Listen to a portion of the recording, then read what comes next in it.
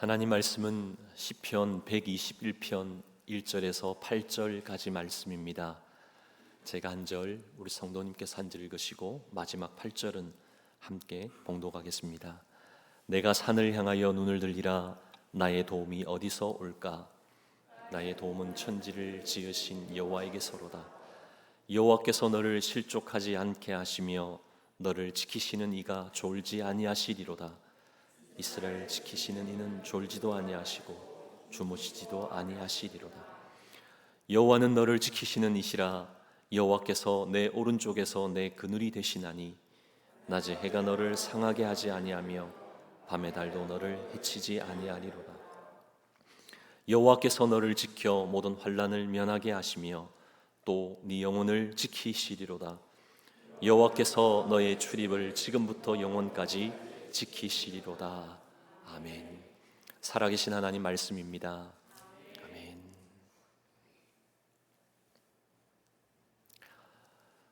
일본에서 어떤 한 실험을 했습니다.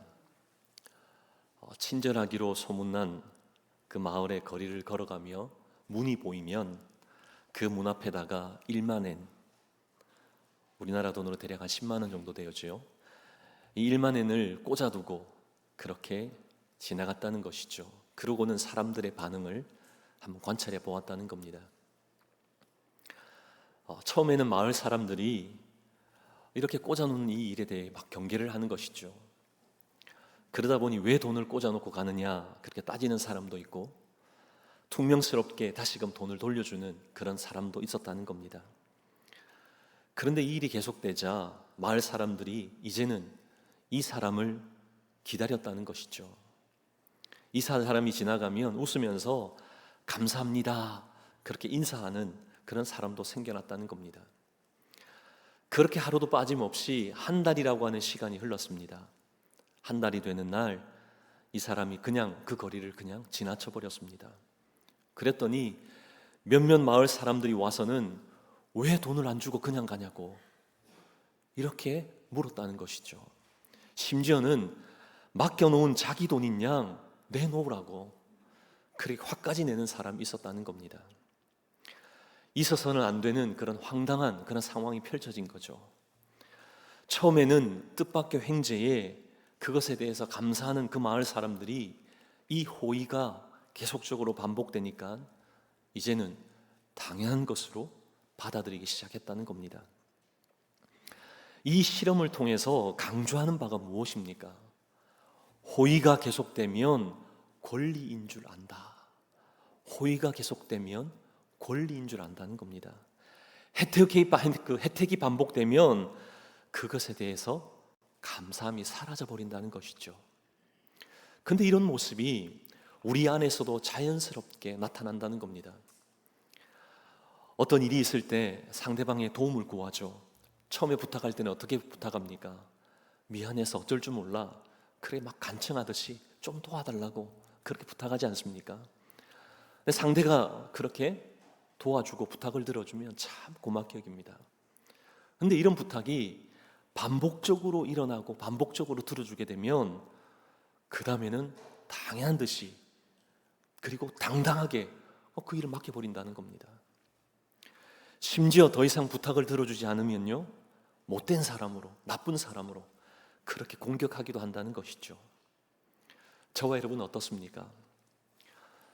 오늘도 예배 후에 우리 순모임으로 모입니다. 이 모임 속에 우리 순장님들 얼마나 헌신적으로 잘 섬겨주시는지 모른다는 것이죠. 순장이 순원을 돌보는 것은 호의입니다. 그런데 때로는 순장의 호의를 권리로 오해할 때가 있다는 겁니다. 순장이 간식을 준비해야 하고 순장만 무조건적으로 계속 섬겨야 된다. 여러분, 이게 꼭 맞는 겁니까? 꼭 그렇지 않죠. 순장도 그만큼 희생하는 것인데 그것을 당연하게 여겨서는 안 된다는 겁니다. 우리 부모님의 그 사랑은 어떻습니까? 우리 부모님의 사랑도 마찬가지지 않습니까? 우리를 너무나 사랑하시기에 그냥 무조건적으로 아낌없이 베풀고 또 베풀고 또 베풀지 않습니까? 그런데 우리 자녀들은 이것을 그냥 당연한 것처럼 여긴다는 겁니다. 예전에 뉴스를 보니 이런 보도가 있더라고요. 어떤 젊은 남자가 한 노인을 폭행했다는 것이죠. 근데 알고 보니까 아들이 아버지를 폭행했던 겁니다. 세상에 어떻게 이런 일이 있을 수 있는 겁니까? 천인공노할 그런 일이잖아요. 그런데 더 황당한 것은 아들이 아버지를 폭행한 데 있어서의 그 이유가 신혼집을 사주었는데 너무 작은 집을 사줘서 체면이 안 서서 그렇게 아버지를 때렸다는 겁니다. 너무나 가슴 아픈 그런 현실이지 않습니까? 부모님의 무조건적인 그 사랑, 그것에 대해 감사할 줄 모르고 당연한 것이라고 여기기에 이런 비극이 일어난다는 겁니다. 이것은 하나님을 믿는 우리에게도 나타나는 모습이라는 것이죠. 하나님이 우리를 위해 조건 없는 사랑을 주시지 않았습니까? 엄청난 은혜를 우리에게 부어주셨습니다. 자기 아들 독생자 예수님까지도 십자가에 못 박으셨습니다. 그렇게 하셨는데도 우리는 대수롭지 않게 여기죠. 그냥 그것이 당연한 것 아닌 것처럼, 당연한 것처럼 그렇게 생각한다는 겁니다. 그것뿐만 아닙니다. 오늘 사는 것 어떻습니까? 당연한 겁니까? 오늘 살아가는 것 당연한 것 아니죠. 내일 우리가 눈 뜬다라고 하는 그 보장이 어디에 있습니까? 하지만 우리가 건강한 것도, 감당하지 못할 엄청난 환난과 시험과 고난이 없는 것도, 평범한 일상을 살아갈 수 있는 것도 우리 하나님의 인도하심과 보호하심 때문인 줄 믿습니다. 그러기에 우리는 당연하다 이렇게 여겨서는 안 된다는 것이죠. 이렇게 당연하게 여기면 감사할 줄도 모른다는 겁니다. 감사의 제목을 찾을 수도 없다는 것이죠. 감사 제목이 어딨냐고 그렇게 할 수밖에 없다는 겁니다. 오늘 말씀에 우리에게 뭐라고 말씀합니까? 3절 4절입니다. 여호와께서 너를 실족하지 아니하게 하시며 너를 지키시는 이가 졸지 아니하시리로다. 이스라엘을 지키시는 이는 졸지도 아니하시고 주무시지도 아니하시리로다. 아멘. 우리 하나님이 어떤 분이시라고 우리에게 말씀합니까? 하나님이 우리를 지키시는데 어떻게 지키신다라고 말씀합니까? 졸지도 주무시도 않고 지켜주신다는 것이죠. 이게 무슨 말입니까? 한순간도 방심하지 않고 언제나 모든 위험과 환난으로부터 온전하게 우리를 보호하신다. 이게 우리 하나님 지켜주심이라는 것이죠. 완벽한 보호, 지속적인 보호를 약속하고 계시는 겁니다. 그런데 우리는 이 지켜주심을 우리 식으로 이해하고 해석할 때가 많다는 겁니다. 그러다 보니 하나님이 지켜주셔야만 한다라고, 이 지켜주심은 우리에게 어떤 고난도 없고 무조건 우리는 승승장구하고 문제도 없고 어려움도 다 해결해 주심이 있어야지만 그게 하나님이시다. 우리는 이렇게 생각한다는 겁니다. 이건 우리만의 해석이라는 것이죠. 성경에서 말씀하시는 하나님의 지키심이 아니라는 겁니다. 하나님의 지키심은, 이 말씀 속에는 우리를 단련하고 훈련시키심이라고 하는 이 훈련의 개념이 이 말씀의 밑바탕에 깔려 있다는 겁니다. 우리를 훈련하신 이후에 정금같게 나오게 하시는 그 말씀이 지켜주심 속에 담겨 있다는 것이죠. 또한 이 지켜주심은 우리가 고난을 당해도 우리가 감당할 만큼, 이길 만큼 그 범위 안에서 주신다는 겁니다. 그러게 이 고난은 우리에게 반드시 유익이 되고 더 성장할 수 있게 하신다는 거죠. 이게 바로 하나님이 우리를 지키신다, 이 의미라는 겁니다. 그러게 오늘 말씀 5절 6절에서도 우리에게 분명히 말씀하지 않습니까? 함께 봉독합니다. 여호와는 너를 지키시는 이시라. 여호와께서 네 오른쪽에서 네 그늘이 되시나니 낮에가 너를 상하게 하지 아니하며 밤의 달도 너를 해치 아니하리로다. 아멘.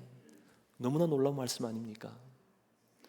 이 말씀뿐만 아니라 동일한 표현이 다른 곳에도 우리에게 말씀합니다. 이사야 43장 2절입니다. 우리 말씀도 함께 봉독할까요? 네가 물 가운데로 지날 때에 내가 너와 함께 할 것이며 강을 건널 때에 물이 너를 침몰하지 못할 것이며 네가 불 가운데로 지날 때에 타지도 아니할 것이요 불꽃이 너를 사르지도 못하리니. 아멘. 우리 하나님 우리에게 들려주시는 약속의 말씀입니다. 물과 불 가운데로 절대로 지나가지 않게 하겠다, 우리에게 그렇게 말씀하시지 않습니다. 충분히 그러한 위협, 그런 상황이 우리에게 있다라고 말씀하는 것이죠. 상암도 해암도 우리에게 충분히 그런 환경이 우리에게 주어진다는 겁니다. 하지만 그럴지라도 우리 하나님 우리와 함께 하시겠다. 아멘. 우리에게 약속하고 계시는 것이죠. 그렇게 함께 하시게 되면 어떻게 된다는 겁니까? 함께 하심의 결과가 무엇이라는 것이죠? 물이 너를 침몰할 수 있지만 하나님이 그것을 못하게 하셨다는 겁니다. 또한 불이 너를 사르게 할 수 있지만 하나님이 그것을 태우지 못하도록 하셨다는 겁니다. 그럼에도 우리는 하나님이 하셨음을 깨닫지도 못하고 알지도 못하기에 하나님을 하나님으로 인정하지 못한다는 겁니다. 하나님께 대한 감사도 잃어버리며 살아간다는 것이죠. 그저 우리 잘난 맛으로 살아간다는 겁니다. 어제 안전하게 살았기에 오늘뿐만 아니라 내일도 반드시 안전하게 살아갈 것이다, 우리 이렇게 착각한다는 겁니다. 오히려 우리 인생에 무슨 하나님의 도우심이 있냐고, 무슨 하나님의 그 보호하심이 내게 있었냐고 그 교만의 말들을 내뱉는다는 것이죠. 그저 어제 평범했던 것처럼 오늘도 내일도 그저 하나님과 상관없이 그냥 평범한 일상 살 것이라고 우리는 그렇게 장담한다는 것이죠. 그러나 정말 지금 이 정도의 삶이 하나님과 무관한 그런 지극히 당연한 삶이었습니까? 정말 하나님의 도우심, 인도하심 없이 우리 노력으로 잘 살아온 겁니까? 우리 스스로에게 한번 조용히 자문해 보십시오. 하나님의 인도하심, 우리 하나님의 철저히 우리를 지키심으로 말미암은 하나님의 특별한 은혜인 줄 믿습니다.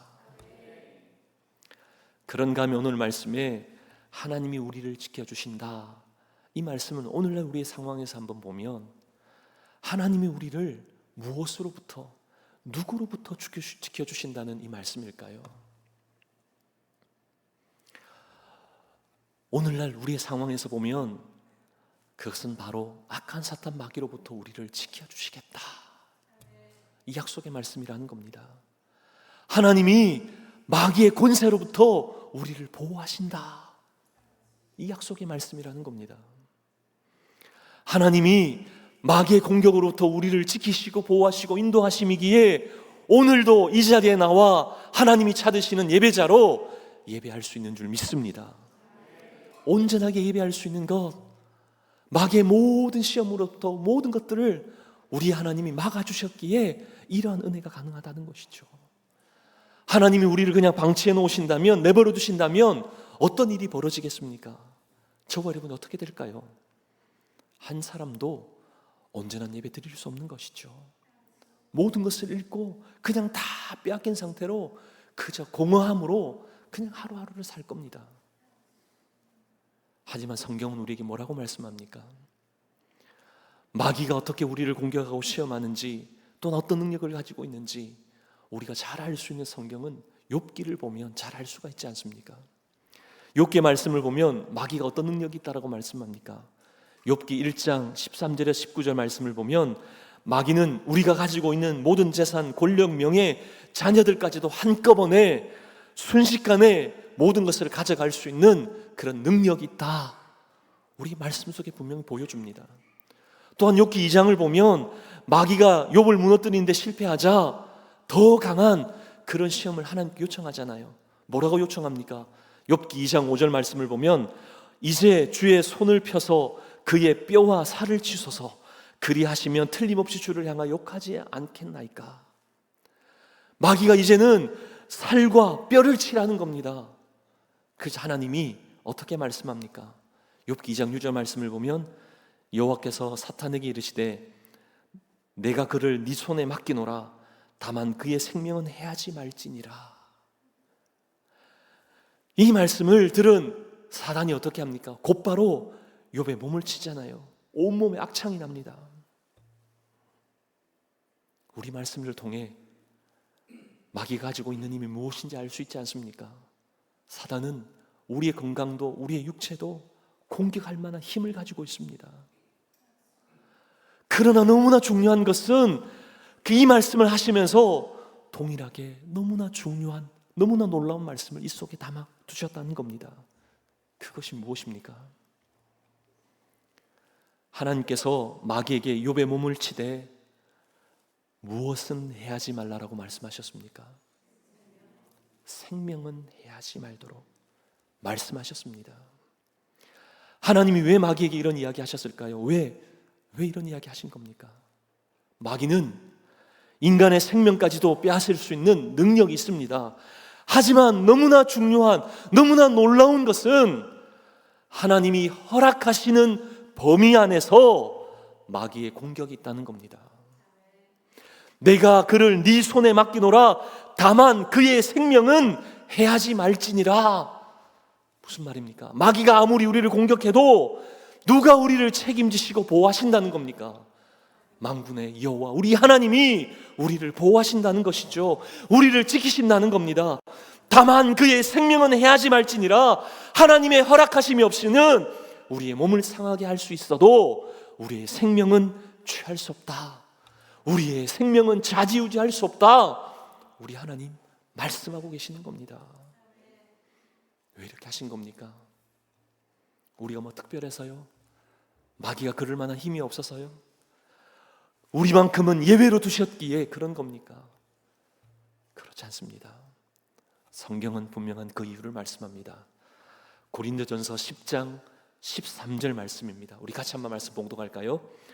사람이 감당할 시험 밖에는 너희가 당한 것이 없나니 오직 하나님은 미쁘사 너희가 감당하지 못할 시험 당함을 허락지 아니하시고 시험 당할 즈음에 또한 피할 길을 내사 너희로 능히 감당하게 하시느니라. 아멘. 하나님이 우리가 감당하지 못할 시험 당함을 허락지 아니하셨다. 분명하게 말씀하시잖아요. 다른 말로 하면 마귀는 하나님의 허락 없이는 절대로 우리를 해할 수 없다. 시험할 수 없다. 우리에게 말씀하시는 겁니다.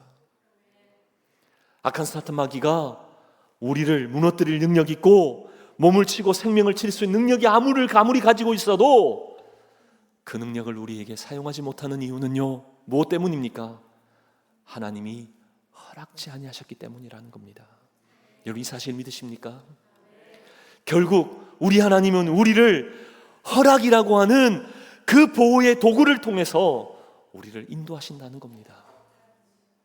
그러기 우리의 삶에 최악의 상황이 발생하지 않는 것, 이것은 하나님의 허락하시지 않았기 때문이라는 겁니다.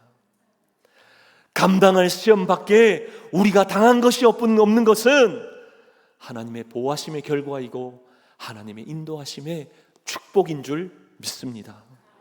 너무 놀랍지 않습니까? 그러게 우리의 입술로 우리가 고백해야 할 것이 무엇일까요? 우리가 고백해야만 하는 것이 무엇일까요? 그것이 바로 오늘 시편 121편 1절 2절의 고백입니다. 내가 산을 향하여 눈을 들리라. 나의 도움이 어디서 올꼬? 나의 도움은 천지를 지으신 여호와에게서로다. 아멘. 천지를 지으신 여호와 하나님이 나의 도움이십니다. 이 고백할 수밖에 없다는 것이죠. 또한 시편 121편 5절 6절 말씀에는 뭐라고 고백합니까? 우리 하나님이 어떤 분이시라고요? 여호와는 너를 지키시는 자라고, 하나님이 우리의 그늘이 되신다라고, 그렇게 우리는 고백할 수밖에 없다는 겁니다. 그러기에 낮에 해가 우리를 상하지 못하고 밤에 달도 너를 해치지 못한다라고 우리는 그렇게 고백할 수밖에 없는 것이죠. 그는 최종적으로 뭐라고 말씀합니까? 오늘 8절입니다. 우리 같이 함께 말씀 봉독할까요? 여호와께서 너의 출입을 지금부터 영원까지 지키시리로다. 아멘. 하나님이 어떻게 하신다고요? 영원까지 너의 출입을 영원토록 지키신다. 아멘. 우리 약속하시는 말씀입니다. 사랑하는 저와 여러분, 지금까지의 우리의 삶은 이 약속에 근거한 우리 하나님의 인도하심, 지키심, 도우심인 줄 믿습니다. 그렇다면 우리는 어떤 반응이 있어야 하는 겁니까? 분명한 감사이고, 우리 찬양으로 고백한 것처럼 이래도 감사, 저래도 감사, 그렇게 하심도 감사, 그렇게 하지 않음도 감사, 분명한 감사가 우리 입에 흘러넘쳐야 한다는 겁니다. 지금 상황이 어떻습니까? 어려운가요? 그래도 감사. 절망과 낙담이 엄습해 옵니까? 그럼에도 감사. 왜죠? 지금 우리에게 어려움이 있단다 할지라도 그보다 더 최악의 우리가 감당하지 못할 그런 시험은 우리 하나님이 주시지 않기 때문입니다. 감당할 만큼 주시기에 우리는 그 길을 걸어갈 수 있는 겁니다. 저는 지금까지 하나님의 인도하심 때문에 살아왔습니다. 근데 한번 이번 이 말씀을 준비하면서 죽을 뻔한 그런 고비가 몇 번 있었는가 한번 생각해 보니까는요, 한 3번 정도 있었더라고요. 여러분도 살면서 지금까지 죽을 뻔한 그런 상황들 있지 않습니까? 아마 다 있을 겁니다. 모든 위기들을 우리 하나님이 보호하시고 인도하시고 지켜주셨기에 지금 우리가 이렇게 만나 함께 예배할 수 있는 것이죠. 저희 어머님을 통해서 3살 때 있었던 이야기를 들은 적이 있습니다. 제가 3살 때 흰색 페인트를 아버지가 이렇게 잠시 옆에 놓아두었는데 제가 그것이 우유인 줄 알고요, 그냥 마셨다는 겁니다. 죽을 뻔했는데 살려주셨다는 것이죠. 초등학교 때는요, 겨울에 밖에 노는데 밖에 춥잖아요. 근데 보니까 자동차가 있더라고요. 문이 열려 있는 겁니다. 저 안에서 그냥 불을 피워서 있으면 따뜻하게 좋겠다. 근데 차 안에서 불을 피운 나름대로 이유가 있습니다. 자동차가 뭐로 만들어져 있죠? 쇠로 만들어져 있잖아요. 쇠는 불에 타지 않지. 너무나 순전한 마음에, 그러나 안은 그렇지 않잖아요. 그래서 거기 안에다 불을 붙였습니다. 그런데요, 순식간에 불이 자동차 안에 번지는 겁니다. 그런데 그 안에 저도 있었습니다. 근데 문이 완전히 닫히지 않고 열려 있었기에 그 문으로 나올 수 있어서 살아났던 것이죠. 너무나 놀랍지 않습니까? 중학교 때는요, 오토바이와 부딪혔습니다. 공중에 붕 떴습니다. 그런데요, 목만 들고 어느 곳 하나 부러지지 않고 살려주셨더라고요. 어릴 때부터 제가 운동을 한 가지 했었는데요, 합기도를 쭉 이렇게 열심히 했습니다. 근데 저도 모르게 몸이 익었던 그런 낙법 때문인지,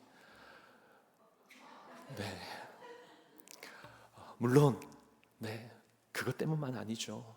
머리가 땅이 먼저 닿지 않고 먼저 손과 발 그리고 몸이 충격을 흡수해서 아마 머리가 먼저 닿았더라면 보지 못했을 겁니다. 근데 이것을 가만히 돌이켜 보니까는요, 하나님의 은혜더라고요. 하나님이 내 생명을 보호해 주셨기에 아직 이 땅에서 할 일이 있기에 하나님이 생명을 연장시켜 주신 거더라고요. 하나님이 도와주심에 그 은혜의 모든 연속이고 그 결과라는 것을 말씀을 준비하면서 깨닫게 하시더라고요. 우리가 잘해서 특별해서 잘나서가 아니라는 겁니다. 지금까지의 삶은 전적인 하나님의 인도하심이고 지켜주심이고 보호하심인 줄 믿습니다. 하나님의 인도하심의 결과라는 것이죠. 우리의 생명을 붙들고 계시고 우리의 모든 것을 주관하고 계시는 하나님이시기에 가능한 삶인 줄 믿습니다. 그러게 우리는 이래도 감사, 저래도 감사할 수 있는 겁니다. 우리의 감사를 회복함으로 지금 있는 고난조차도 합력하여 선으로 바꿀 수 있는 저와 여러분 되기를 간절히 소망합니다. 하나님은 욥에게 큰 고난을 허락하셨죠. 그렇다고 하나님께서 우리에게도 큰 고난을 주신다는 겁니까? 그렇지 않습니다. 욥에게 감당할 만한 그 큰 고난도 감당할 만하기에 주셨다는 것이죠. 우리에게도 감당할 만한 그런 시험만을 주시는 줄 믿습니다. 그렇게 두려워할 필요가 없는 겁니다. 감사함으로 이것도 통과하게 하실 줄 믿습니다. 그렇게 걸어가는 겁니다. 그런가 하면 여러분 말씀을 보시면요, 욥에게 그 고난이 지난 이후 어떠한 결과를 그에게 주셨습니까? 욥기 42장 5절 말씀을 보면 내가 주께 대하여 귀로 듣기만 하였사오나 이제는 눈으로 주를 배움나이다. 이제는 직접적인 신앙의 체험하는 신앙을 하게 하셨다는 겁니다. 말씀으로 듣던 하나님을 이제는 실제로 체험케 하는 그런 축복을 주셨다는 것이죠. 또한 풍요도 주셨습니다. 욥기 42장 10절을 보면 재산이 이전보다 갑절로 더 주셨던 것이죠. 그뿐만이 아니죠. 욥기 42장 13절을 보면 가정도 그대로 다 회복해 하셨습니다. 그리고 욥기 42장 16절을 보면 장수의 축복도 누리게 되는 거죠. 큰 고난이 있었지만 결국 이 고난이 하나님의 인도하심으로 욥에게는 축복의 도구로 바꿔주신 줄 믿습니다. 우리에게 잠시 고난이 있습니까? 이 고난이 지난 이후 우리 하나님께서 우리를 다듬으시고 우리를 쓰시기 위해 연단하신 이후에 우리를 축복의 통로로, 은혜의 통로로 사용하실 줄 믿습니다. 그러기에 고난은 감사함으로 통과할 수만 있다면 우리에게 더 큰 고난을 얻게 하는 그 축복의 역사가 되는 줄 믿습니다. 사랑하는 저와 여러분, 감사는 지금 당장 우리의 눈에 보이는 그 어떤 순간에 달콤함이 없어도 할 수 없는 그런 감사가 아닙니다. 그런 것 없어도 감사해야 하는 겁니다. 지금까지 하나님이 나를 인도하셨다라고 하는 이 분명한 사실을 깨닫게 될 때 우리는 감사하는 것이죠. 그러게 감사는 깨달을 때 할 수 있는 게 감사인 겁니다. 깨닫지 못하면 감사할 수 없는 것이죠. 오늘 추수감사주일입니다. 지금까지 받은 복, 감사만 잘해도 우리의 신앙은 성장케 되고 성숙한 신앙의 삶이 펼쳐지게 하실 줄 믿습니다. 다른 특별한 방법 있는 것 아니죠. 우리에게 내려주신 그 복만 잘 세워보아도, 받은 복만 잘 깨달아도 하나님 앞에 감사의 신앙으로 살아나게 하시는 줄 믿습니다. 이번 추수감사주일, 이 절기, 이 주간 동안 감사의 제목을 다시금 깨닫고 감사를 회복하는 저와 여러분 되시기를 주님의 이름으로 축복합니다.